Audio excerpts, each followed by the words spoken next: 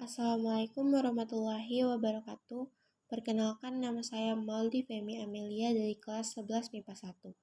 Di video kali ini saya akan mempresentasikan tentang struktur, anatomi, dan fungsi organ batang.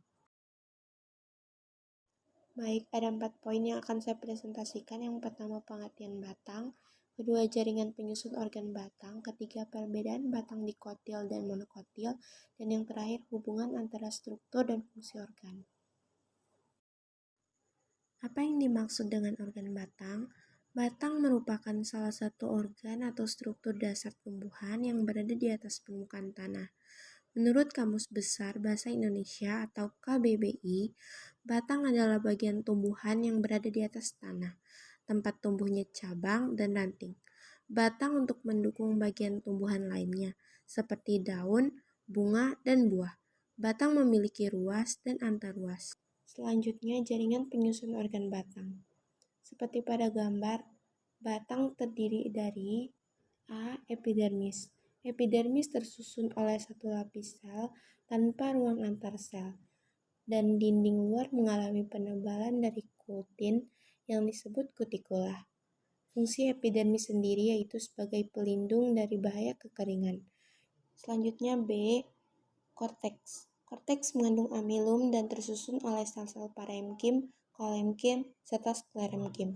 C. Endodermis. Endodermis merupakan batas antara korteks dan stele. Sel endodermis terdiri atas sel hidup yang berbentuk silinder pusat. Dinding endodermis mempunyai struktur yang khas dan khusus. Yang terakhir adalah stele. Stele terdiri atas parsikel dan sel parenkim serta berkas pengangkut. Poin selanjutnya yaitu perbedaan struktur batang dikotil dan monokotil. Apabila kita melihat gambar sebelah kanan dengan teliti dan benar, maka kita akan menemukan beberapa perbedaan struktur antara dikotil dan monokotil. Seperti contoh, yang pertama korteks. Pada dikotil, terdiri atas beberapa lapis sel parenkim. Pada monokotil, parenkim berkesinambungan sampai bagian tengah batang. Yang kedua, endodermis. Pada dikotil terlihat sebagai lapisan sel kompak bergelombang. Pada monokotil tidak tampak. Yang ketiga, perisikel.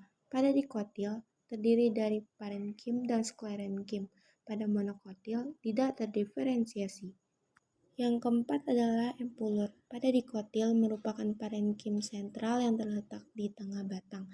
Pada batang tua tidak ada. Sedangkan pada monokotil tidak ada. Yang terakhir adalah kambium.